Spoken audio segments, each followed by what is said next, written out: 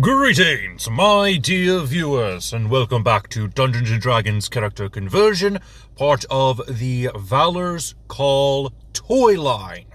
We are taking a look at every single character within the Advanced Dungeons & Dragons toy line. At least that's what it's called. Some of these characters aren't exactly toys. Some of them only have a couple of images here and there, whether that be in a coloring book or they have a sticker. And that is the case for today's character, Merrygold. Unlike the other halfling, Figgin, Merrygold has zero information beyond what is given in the coloring book that she is a part of. Well, at least one of the coloring books. Supposedly she's in a second coloring book, but I have not been able to find a PDF file of that coloring book because of the name of it. It's just the magical coloring book. For some reason, I can't find it. I can find an image of the cover, and that's it. Supposedly, Merrygold is a part of this coloring book, but, yeah, can't find it. So we are just going to have to go off of what we do know, and that is her one appearance in the other coloring book, the characters coloring book. So, who is Merrygold? Well, according to the coloring book, Merrygold is a halfling thief fighter multiclass. And that's all we get. So let's go ahead and try to figure out the best way to create this character based off of this little information. And this has actually got to be the least amount of information that I have gotten from these characters. Because with everybody else, they at least have a little bit of description. Last week we looked at Caruso, who was in a children's storybook, The Enchanted Forest, which Figgin is actually in as well. So we have a little bit more information on what he does for his build. But Merrygold doesn't have any extra information.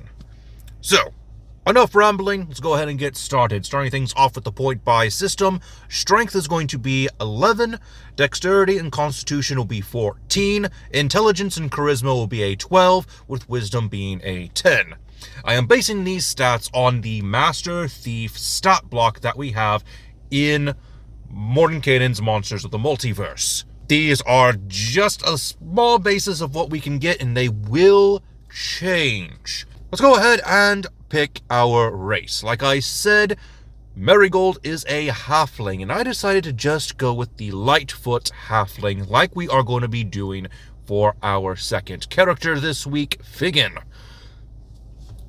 This will increase our strength by 1 point while increasing our dexterity by 2 points. We are a size of small. We have a speed of 25 feet.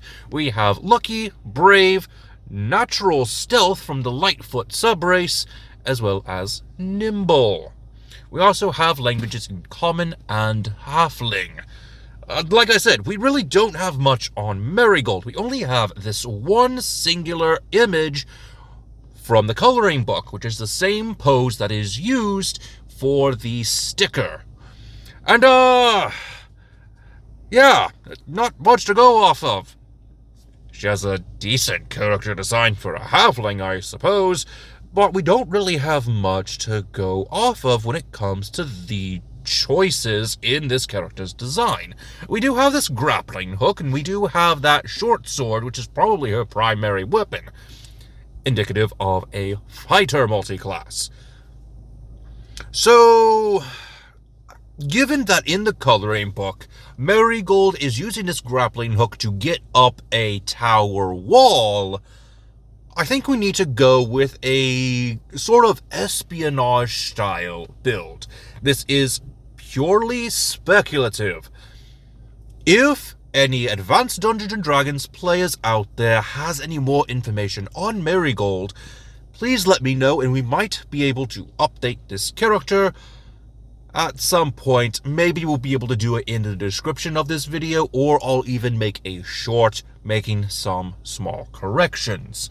But without further ado, let's try to figure out the best way to make an espionage halfling for this character.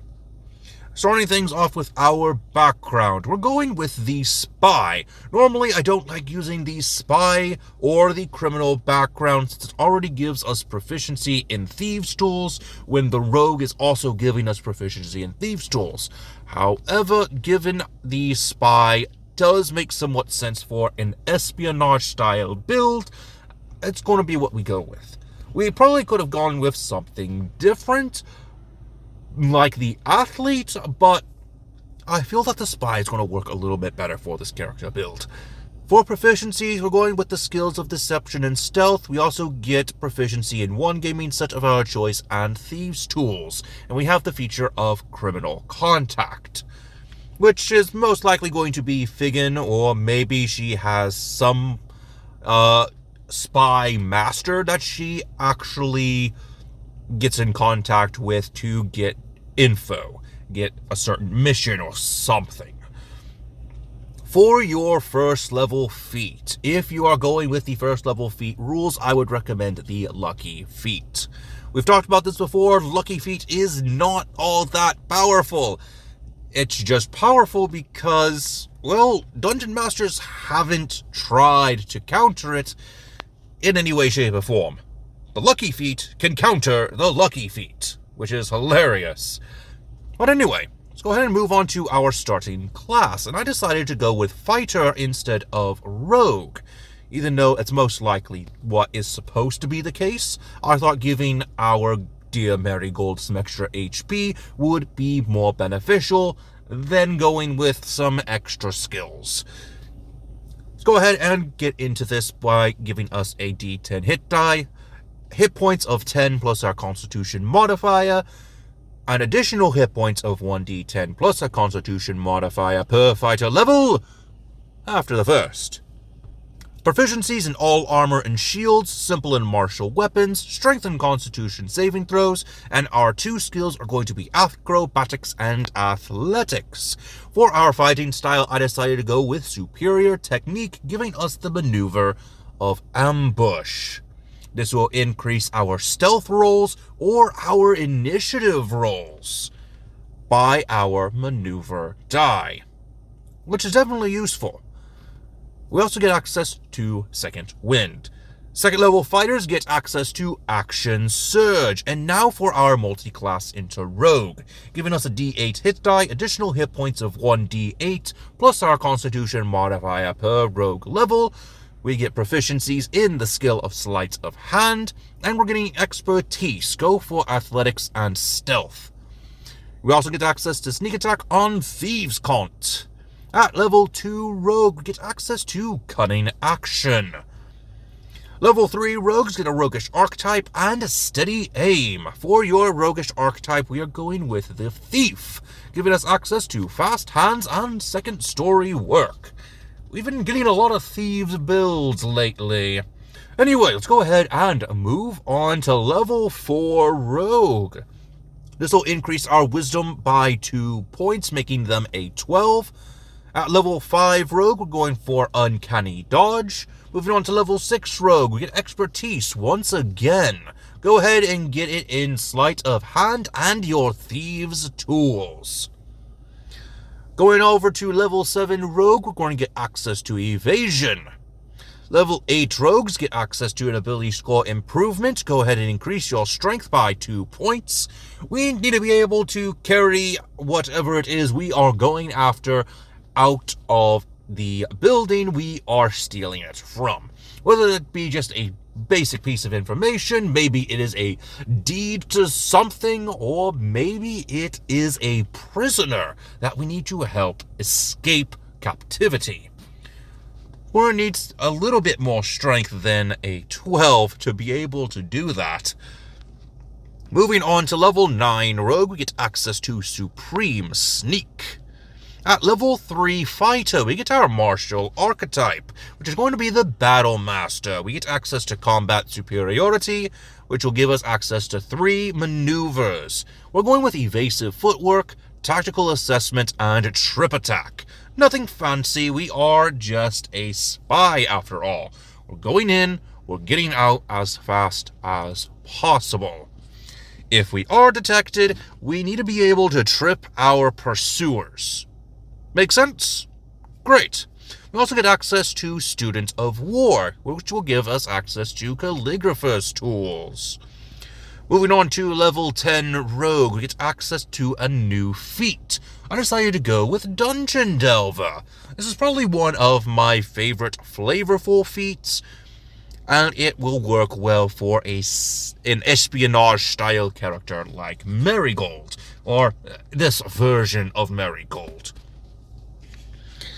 If we're going to be going into a place to try to get information, that information, or perhaps even that item we're going after, is probably behind a couple of booby traps. So we're going to need to be able to endure any damage we would take from those booby traps. Moving on to level 11 Rogue, get access to Reliable Talent. Level 12 Rogue, we're going to get access to a feat. We're going with Athlete. This will increase our dexterity by 1 point, and be able to make it easier for us to scale those walls when we are using our grappling hook to climb them, which is definitely useful. Moving on to level 4 Fighter, we're going to get access to the feat of the Skill Expert. Increase your dexterity by 1 more point, rounding it off to an 18. We're going to get trained in Investigation, with an Expert in Investigation. We are going with an espionage build. We are collecting information. We need to be able to actually investigate in order to collect that information, so I thought it would be useful to gain this skill, especially getting it in the expert level. Moving on to level 13 Rogue, get access to Use Magic Device. Level 14 Rogue gets access to Blind Sense. Level 5 Fighter gets access to Extra Attack. We're rounding this build off with 6 levels of Fighter, increasing our dexterity to a 20. And that is it for this build. What do you think of my version of Merrygold? Do you think it is somewhat accurate to the depiction? Let me know in the comment section down below. And again, if you are an AD&D veteran, please let me know any information you know on this character, because the wiki page does not give anything besides this coloring page. But that being said, this has been Drahan, and I am offline.